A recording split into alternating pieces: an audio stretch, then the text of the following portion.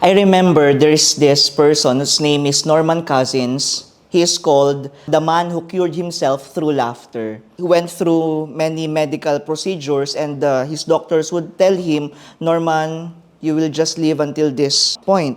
What he did, since he read so many research about the benefits of laughter, he would watch comedy movies. He is already terminally ill. His entire body was in pain, that even the painkillers, the medicine, won't work anymore. He noticed that when he would laugh for 10 minutes, he would experience pain-free sleep for 2 hours. So what he did, of course, logic, he would just elongate the moments, okay, of watching and then laughing.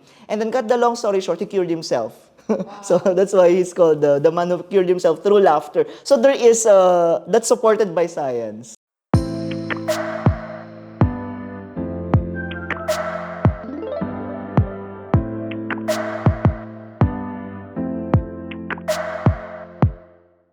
Do you know that our topic today increases blood flow by 20%? And improve blood flow really makes our organs healthy, strengthens our immune system, and really allows our body to relax. Wait, there's more. If you do the topic that we're going today, which we will teach you every day for at least 10 to 15 minutes, you actually will burn 40 calories. Can you imagine doing this like 3 or 4 times a day? The amazing statistics that I have presented to you merits to land in today's podcast. In this podcast, we dive into the incredible healing power of laughter and joy.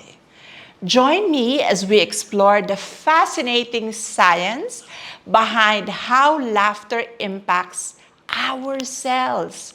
Yes, the cells in our body, and influences our overall well-being.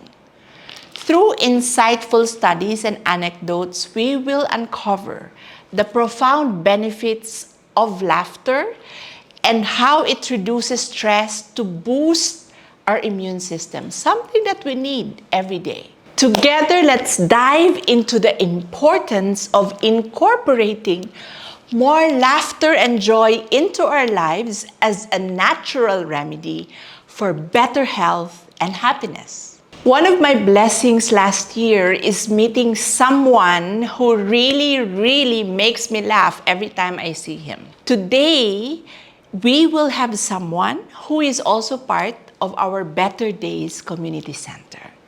Bryson Bonsol. I'm sure you have heard this name.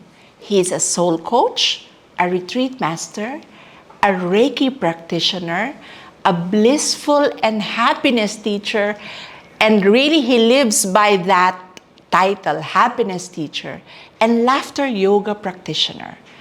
Bryson, thank you so much for always being supportive of our advocacies and for being whom we refer to as a resident facilitator for Better Days. Welcome and thank you for gracing our podcast. Thank you, Ms. Charity. I'm excited for this meaningful conversation so that we can also impart joy and laughter, the benefits and joy of laughter to our listeners, to our audience or participants in our workshops as well.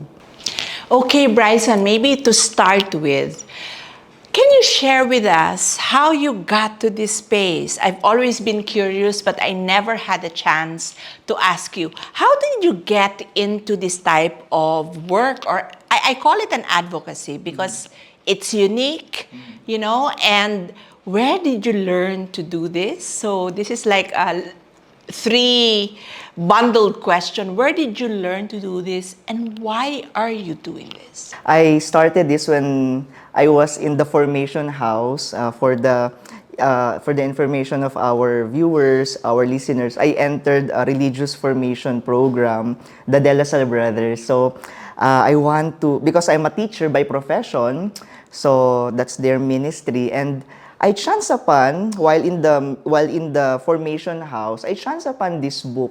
So we were having our community gathering. So we went to this mall and visited this bookstore. And I chanced upon this book. The title of the book is The How of Happiness. So it's the science and psychology of happiness, written by Dr. Sonia Lubomirski.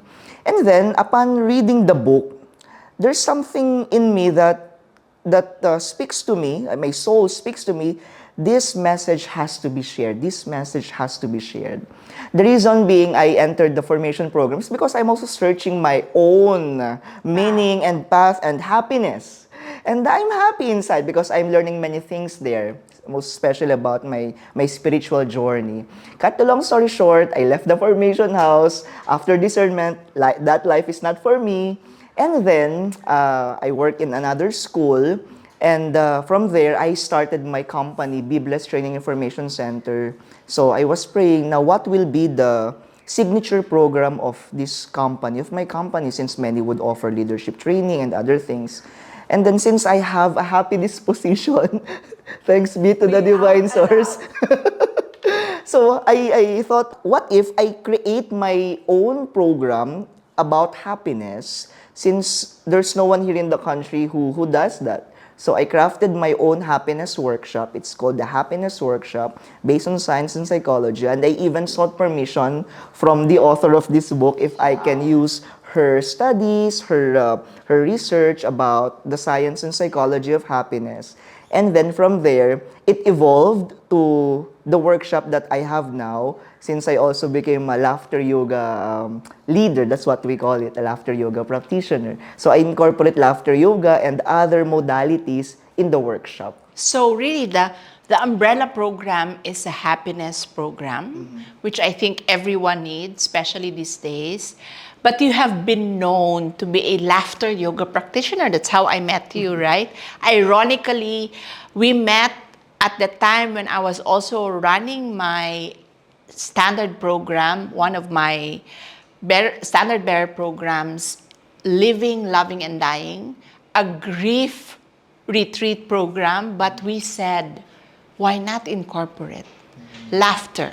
Because in grief, it doesn't mean you only are sad. Joy, laughter, and sadness can coexist, right? Now, let's pick it up from laughter. There has been a cliche. Laughter is the best medicine. Why do you think doctors would always say that? Is there really a science behind it? Yeah, so when I became a laughter yoga leader or practitioner, I learned about the science of laughter, the gift of laughter. So, laughter yoga is actually from India, and the one who devised the activities is actually a medical doctor by profession. Oh. So he studied the movements, the sound of laughter, that whether you are faking the laughter, because that's the idea of laughter yoga, you are doing so many good things to your body. Your body benefits from it just by hearing the sound of laughter and by doing the laughter itself. So as you said, as you mentioned in the introduction, it's good for the mind. Your brain also has activities taking place in your brain. Good for the mind, for the heart, because this is also equivalent to a physical exercise, just like Zumba. Calories. And yes, it burns calories. And of course, for the body, and of course, for the spirit, for the soul. So many studies have been made already to support the benefits of laughter. I'm not a doctor by profession, but I have read so many studies already supporting how laughter can help us boost and protect our immune system. Firstly, because when we laugh, our central nervous system would release endorphins. Okay, one of the happy hormones that we know. And then, endorphins will not just make us happy. It will also boost and protect our immune system. Which is our biggest defense, yes, right, to any type of disease. And they made studies about that for those who did laughter exercises and they are practically happy, something is taking place in their brain. So it creates better immunity for them, so they won't be susceptible to diseases, for example, flu or colds and cough, because you are stronger. Yeah, and I also read somewhere that after you do the laughter yoga, even for 15 minutes, your body remains to be in a calm disposition in the next 45 minutes or 1 hour or so, right? So, Bryson, can incorporating humor and laughter into people who are undergoing cancer treatment, can it really make a difference? Yes, yes, definitely. So I remember my mentor who taught me the laughter yoga. My mentor studied in India with Dr. Kataria, and then my mentor brought it here in the Philippines. So his name is Sir Paulo Trinidad. So, and then what he does, since he is the laughter yoga teacher, meaning he can certify, as I was certified by him, he would certify doctors, nurses, medical professionals who are in the hospitals and would serve cancer patients, would serve patients there because, of course, the disposition is really depressing. So these medical professionals would undergo laughter yoga training so that they can impart the gift of laughter, and they have seen the positive impact and changes among the patients. Some would even have this as their as their thesis. For example, the nursing students, and then they would apply in the hospitals, and there's actually a positive impact on the well-being of the patient, because when, of course, I would say, since we are also in the energy work, hospitals, we can say that it has low vibrating energy because everyone is, of course, worried, sad, and of course, some would even think about their finances and the results of their laboratory exams, etc. So the energy is low. Okay? So to increase, to transmute the energy higher, we introduce different modalities such as, of course, meditation and, of course, laughter, because the impact is immediate. So you need not become like a humorous person or someone who has a happy disposition, even if you are experiencing sadness at the moment, and that you just become open to the exercises. You will the patient will immediately notice the changes, no, in the heartbeat, in the breath, no, and then of course the feelings, the emotions, so will follow. So there are positive benefits, positive changes that takes place when you do the activity, when you do the laughter exercises. That's such an important point because, Bryson, in better days, as we always say, healing does not just take place in the physical body, right? In Better Days community, which you are a very active facilitator, we look at the whole person. We look at a more patient-centric and holistic approach. So for our dear audience who are listening, whether you are afflicted with cancer or other types of diseases, please include laughter as part of your healing modality. You can either contact Bryson or you can join us here at Better Days. Make sure that just like medicine, it becomes part of your daily routine. That's such a good input.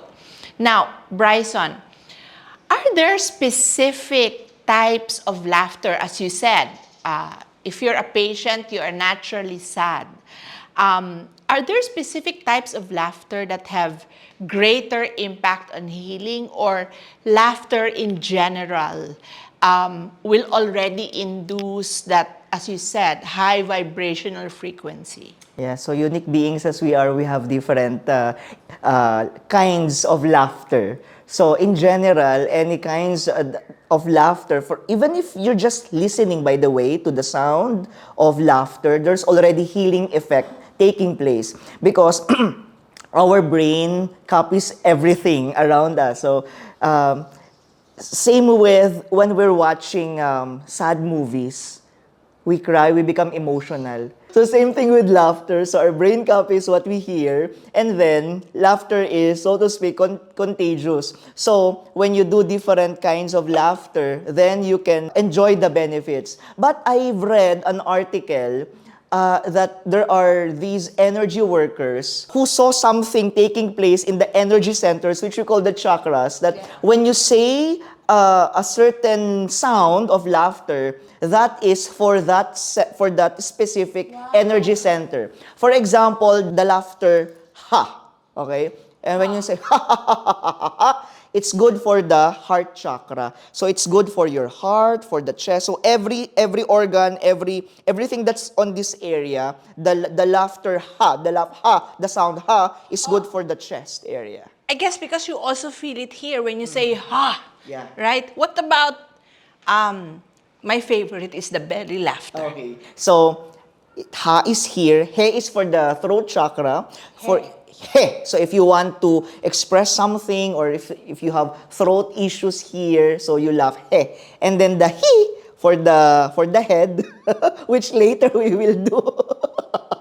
Okay, it's for the head when you're experiencing headache or you want to receive inspiration from the divine, you want things to flow, or when you want to have peace of mind.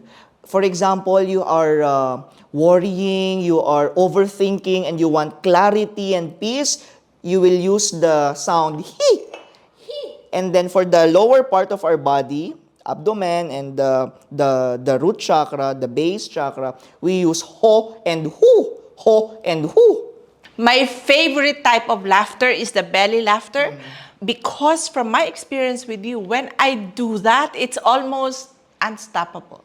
Yeah, so in laughter yoga, that's what we recommend. We don't put the energy here. We put the energy and the movements here. So when we do the laughter yoga, we make sure that the belly is moving upward, downward, as we do the fake laughter that will soon turn into real and I contagious suddenly laughter. become conscious about my belly. Okay, so there has to be a movement here. Okay, now you mentioned about when we watch a movie that's sad, we cry.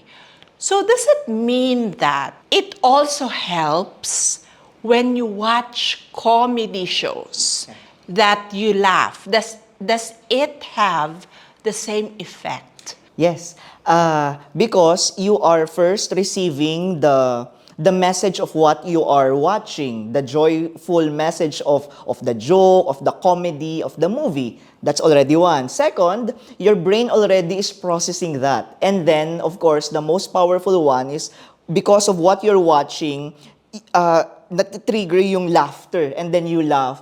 I remember there's this person whose name is Norman Cousins. He is called the man who cured himself through laughter. So he, of course, he went through many medical procedures, and his doctors would tell him, Norman, you will just live until this point. And then what he did, since he's also a man of science, what he did, since he read so many research about the benefits of laughter, what he did, he would watch comedy movies. And then he found out that each time he would watch, by the way, he is already terminally ill. And then his entire body was in pain, that even the painkillers, the medicine, won't work anymore. So he felt that, no? So what he did, he would watch funny movies, and when he noticed that when he would laugh for 10 minutes, he would experience pain-free sleep for 2 hours. No more, no pain. Okay? So what they did, of course, logic, he would just elongate the moments, okay, of watching and then laughing. And then cut the long story short, he cured himself. So that's why he's called the man who cured himself through laughter. So there is, that's supported by science. Okay, so this is truly a teaching moment because I just remembered now. One of the things that I committed to do, and I did to the entire time when I was undergoing treatment, was I did not want to be surrounded by sad people, okay? I literally would ask them to leave the room if they're visiting me in the hospital and allow them to come back when they're not crying anymore. And my kids downloaded shows. Believe it or not, I watched the Friends rerun probably all the 10 seasons during the entire time I was undergoing chemo. That's probably why I was able to fight out the stage 4 cancer. One of the many reasons, right? Because I really chose. I was glad I was not into sad movies. I could not remember watching anything, even the old films I watched. People who are already dead but were comedians, I would watch them. And I didn't have anything on YouTube or Netflix that was sad, especially when I'm recovering from chemotherapy. So for our viewers, again, find a way to laugh at any point of your cancer journey, even for those of you who do not have cancer but are suffering from any chronic type of illness. The body can heal itself, and laughter is a gift. From your experience, Bryson, do you see different cultures? You mentioned earlier that your mentor studied from India, so we know that India is open to this type. Do other cultures embrace this type of healing modality, which is laughter? What is good about laughter yoga is that it already has spread to different parts of the world. There are laughter yoga teachers being certified already, so they're also spreading the message, the gift of laughter. So whether you are here in Asia or in America or in Europe, there are many practitioners of laughter yoga. So doing the different exercises, and of course it evolves. Yes. Now, just like any modality, are there risks or downsides to using laughter as a healing tool, especially for individual facing serious illness, like what you said? There's this man who cured himself, but have you heard of any risks or downside? Yeah, that's why before a laughter yoga session, we inform the participants, for those of them who are experiencing any heart ailment or lung problem, because it will double or triple your heart rate. So if it's not good for the participants to experience that, then we tell them, you just do the activity gently. So there, but Yeah, just like that. I've heard you make that disclaimer in our session. So anything that would let our participants experience a strenuous activity, and if it's not good for them, any form of physical exercise, because some patients are, of course, advised not to do strenuous work or physical exercises, then, of course, laughter yoga, since it's also the same, so we also just inform them, okay, you can just stay there and then let's just listen to the sound of laughter, and just become aware of your body. You may just do it gently. And they can still benefit They can still as they listen. Okay. Now, what are some practical ways of incorporating laughter and joy into our lives? Even if you're dealing with not just health issues, but mental issues. Like, do we incorporate it like in your case, do you incorporate it in your morning routine? Or do you just pull it out when you are experiencing sadness? At times, it takes effort as well and willingness to do the laughter exercises by yourself. But of course, the easiest way, since we always have our gadgets with us, I encourage them to follow pages who would share memes, not even videos, just memes, for as long as you know the context and you would laugh because of the context of that meme. And of course, watching videos on TikTok or on YouTube, I don't consider that as wasting time. It's actually a moment of grace, because 1 minute of laughter, 2 minutes of laughter, 2 minutes of watching that short video, that clip would make me laugh, would make me joyful. Then it does so many things already for my body. So many good things already for my body. So that's one. Number two, as you mentioned earlier about you being surrounded by people who are also vibrating in a higher frequency. So please surround yourself with happy people. Yes, I agree with that. I would invite friends who were, natural comedians to be around me.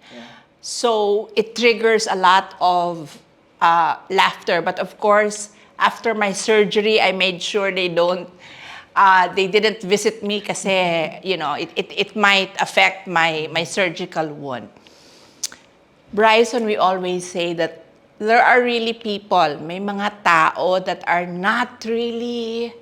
do not lean into happiness. Their default mode is either they're sad or they come across as not approachable. approachable. Diba? You've met this type of people. Are there specific techniques? Now is the time that you teach us. If people are not naturally happy, as you said, you can start with fake laughter. So can you show us some samples of some techniques that can trigger people to laugh or to start incorporating laughter in their lives? Yeah, for our first time viewers or listeners who have heard this concept for the first time, they might think that this modality is weird. And it is really weird. Because, me faking laughter, and that's already considered as an exercise, as a yoga. So that's actually the idea of laughter yoga, because it is based on the scientific fact that our brain cannot differentiate whether you are doing a fake laughter or a real laughter. For as long as you do it with willingness, your body will absorb all and enjoy all the benefits that it would create. So for the laughter exercises, we can begin with placing our hands on our belly and creating first a hissing sound. So, making sure that our belly is moving. Okay? One more time.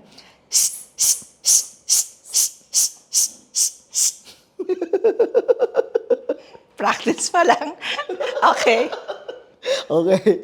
All right. So that is already beneficial because as we do that sound, we are also smiling. So if they are not yet open to the laughter exercises right away, they can begin with smiling meditation. Okay? You don't feel like laughing? Okay. Probably you may want to try smiling meditation first.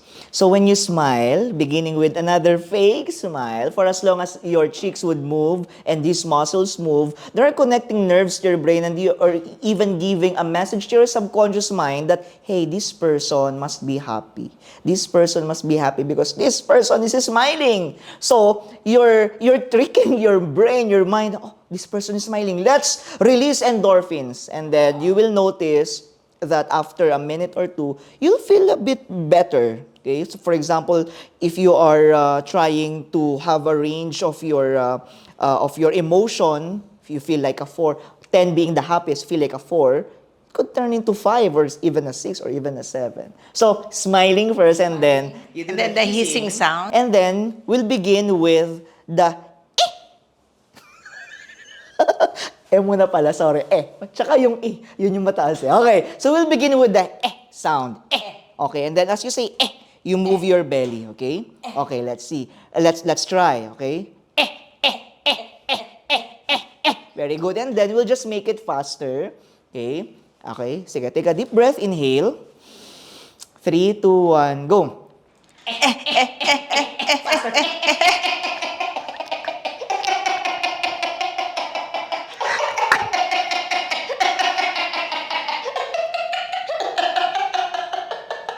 See, it's fake laughter. Now it becomes real and contagious. See, that's the power of laughter, the power of laughter yoga. And let's make it a bit higher, the tone. Okay, so from we'll say okay, and then our belly again. So take a deep breath, inhale, smile.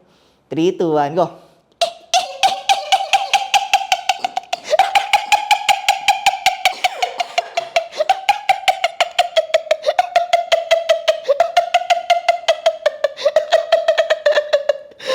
Right?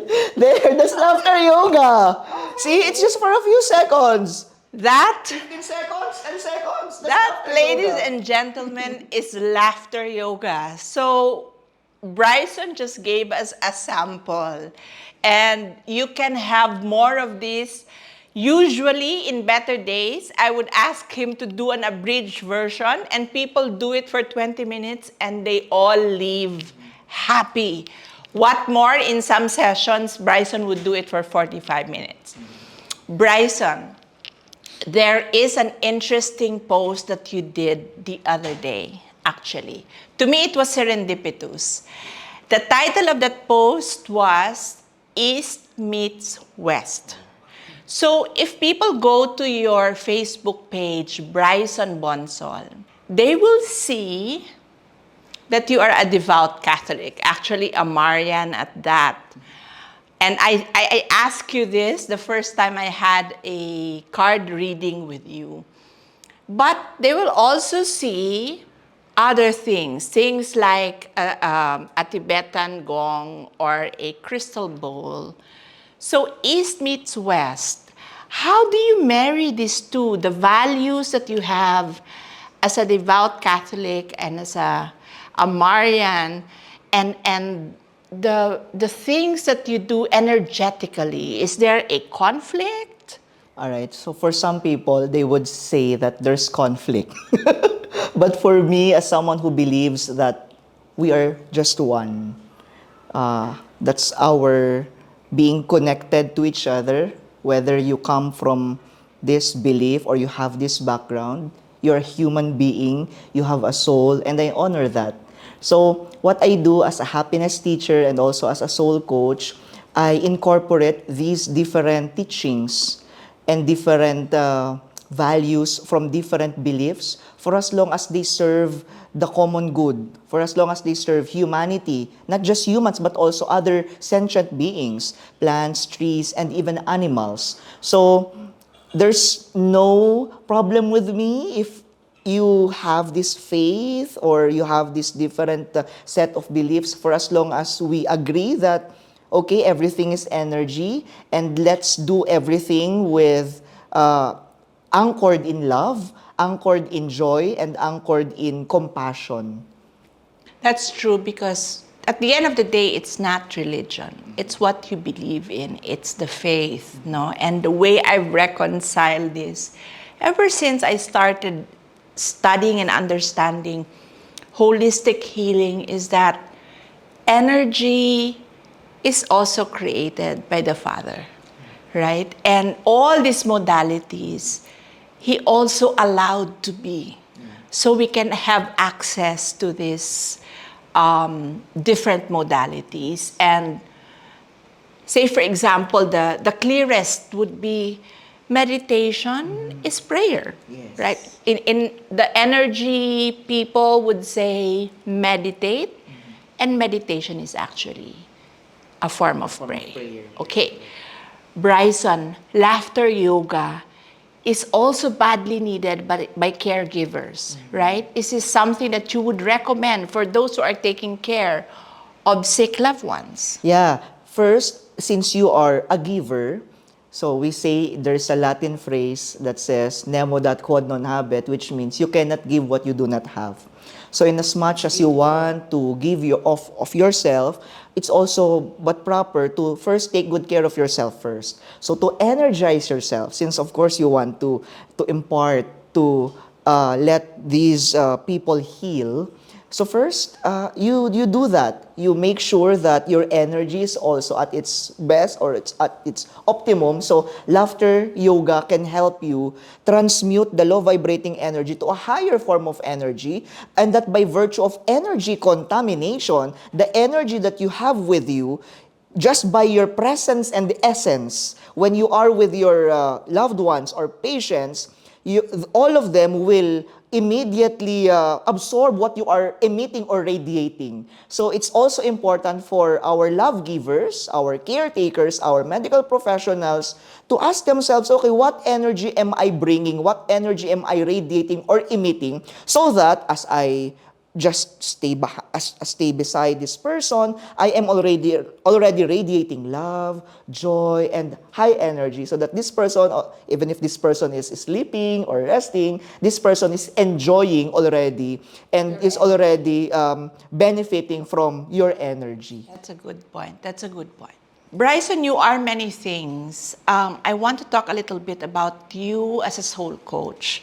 How does a person benefit from having a soul coach? So since our belief is that every being has a soul, so what I did, since I also went through different workshops, certification courses. I created a program in such a way I'll be able to journey with these souls, like an accompaniment, sort of a spiritual direction, as a spiritual director. And then what happens is that I listen to them, and each session they will have tools that they can use. Since ideally it is done on a weekly basis, this is also a form of a retreat on daily life. And then they also become made aware of the things that block them, their self-sabotaging beliefs, their limitations, their strengths as well, highlighting their strengths and the things that they can give in this world. So as a soul coach, I help them, I journey with them, see these things so that my coachee, my clients would see the beautiful possibilities that they have as they journey on this plan. Wow, that's beautiful. So Bryson, on that note, first I want to say that we carry this at Better Days Wellbeing Center. This is a book of Bryson. It's called Seriously Crazy and Happy. So this is a book that I think everyone needs, especially if you are committed to incorporate happiness and laughter into our lives. You know, it's not really a very intentional goal to include happiness in our lives, but reading so many books, so many researches on how the body acquires different types of diseases and how it heals, happiness is very important. So you can get this book. And Bryson, tell them how they can reach you if they want a session with you or if they even want to get you as their retreat master. Okay, so thank you, Miss Charity. So my name is Bryson. I'm active on different social media platforms, on Facebook, on Instagram. So as Miss Charity mentioned, I'm a soul coach. So if you want to check your journey, and you want someone to journey with you, someone to talk to, someone to understand you in a safe space, you can just reach out to me. And since I'm also a retreat facilitator, I facilitate different kinds of spiritual retreats for Catholics, for non-Catholics, for sectarian, non-sectarian groups or non-denominational kinds of retreats. There you go. And Bryson is very active on Facebook.